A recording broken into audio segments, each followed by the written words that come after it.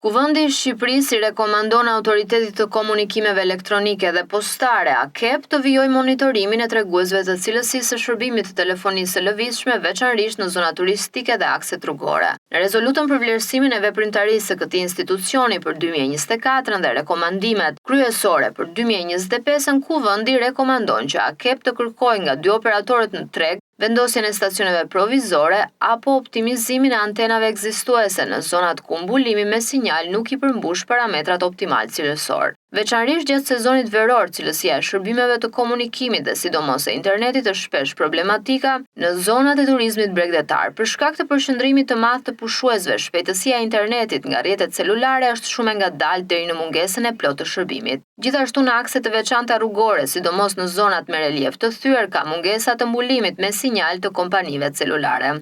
Në raportin vjetor të 2024, AKEP thekson se për përmirësimin e ofrimit të shërbimeve të telefonisë së lëvizshme në të gjithë territorin, nevojitet ndërtimi i siteve mini stacioneve të reja nga operatorët. Megjithatë, sipas AKEP, operatorët hasin vështirësi në marrjen e lejeve mjedisore.